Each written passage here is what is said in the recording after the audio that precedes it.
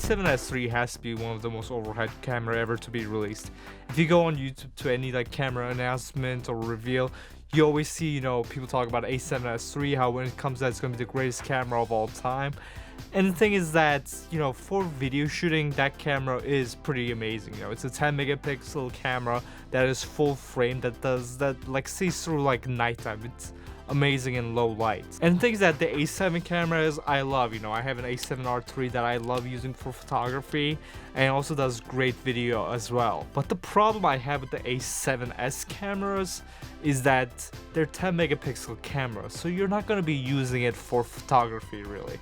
If you're a hybrid shooter like me, you're already going to go for the A7, which is a 24 megapixel camera, which is fine. I don't have a problem with 24 megapixel. But if you're a little bit serious, you're going to get the A7R cameras, which have 42 megapixel, and I believe the new one has like over 60 megapixel, which honestly you really don't need.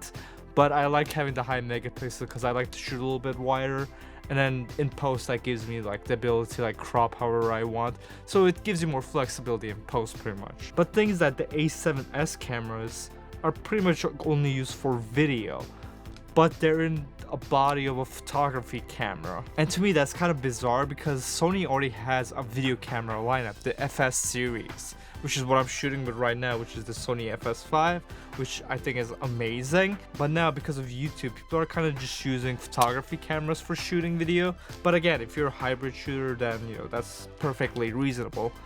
But if you're going to be shooting video only with a camera, which is what the A7S is pretty much, it's a 10 megapixel camera, so you're not going to be using it for photography.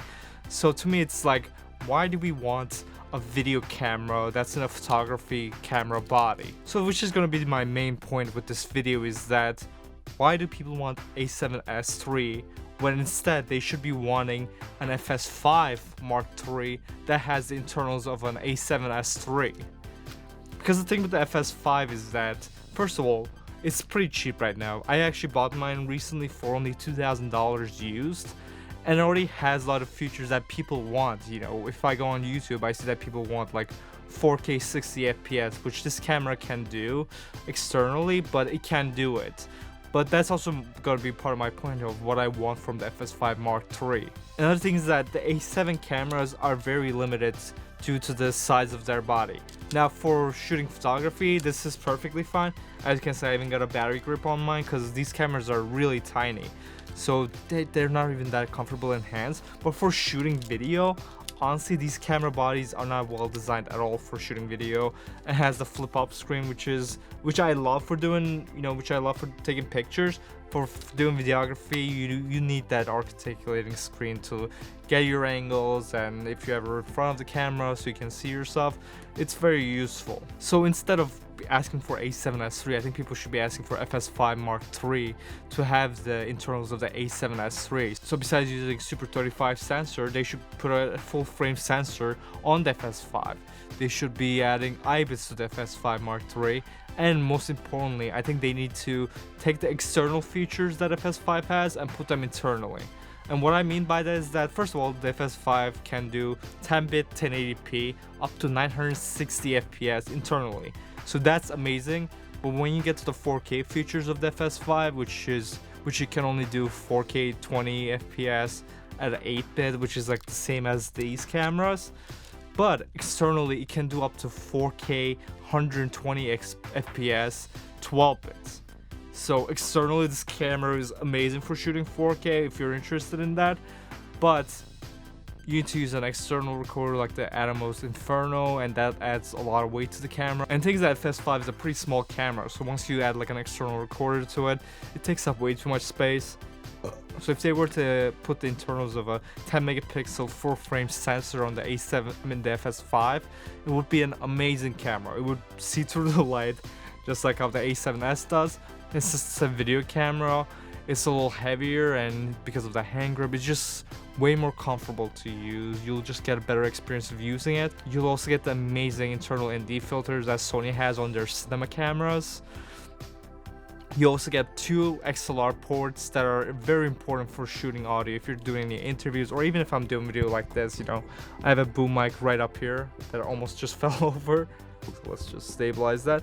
But you get pro audio just internally into the camera, because these cameras honestly don't have good amps and audio amps in them. So if you're shooting audio internally in this camera, you're not getting the best audio. A lot of times if I am shooting with this camera, I have to use an external audio recorder like a Zoom H5 to get decent audio with it. And if we have the A7S3 inside of the FS5, since it's a bigger camera, it has fans inside of it so it can cool it down, which is one of the reasons why you can't shoot more than 30 minutes with these cameras, because the camera otherwise just starts overheating. So that's also one of the reasons why it should be an FS5, just so you have a bigger body that you can do more stuff with. So that's why I don't think A7S3 should be a thing. I think instead they should be focusing on making the FS5 Mark III a better camera, because honestly, if they just make an A7S3, it's going to be limited in a certain way just because of its size. But if it was a FS5 Mark III where it's a bigger camera, they can do a lot more with it. And honestly, they wouldn't even have to add any new features. Just make it so that you can do the external features inside of the camera, so you don't need an external recorder to deal with. Being able to shoot 4K, 120 FPS, RAW, 12-bit internally with this camera would be just amazing. And if Sony decides to do that, then the Sony FS5 could be like the Red Gemini of the Sony FS system, and then you can have the FS9 be like the top of the line camera for them.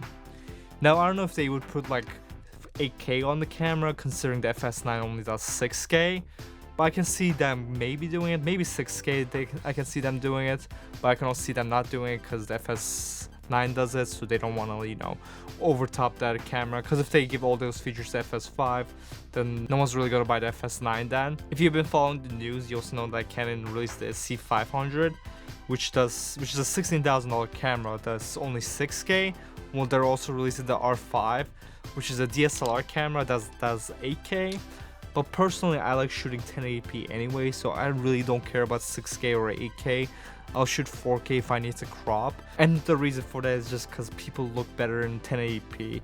I'm actually thinking of doing a video on that, so let me know if you guys are interested in seeing the comparison between 1080p and 4K and how people look between those two. So anyways guys, that's gonna be it for this video. Let me know if you agree with me, if they should focus on getting an FS5 Mark III instead of an A7S3, or if you disagree. Let me know why you want an A7S3 instead. Maybe you just prefer a smaller camera. But anyways guys, I'll see you guys in the next video, and have a good day.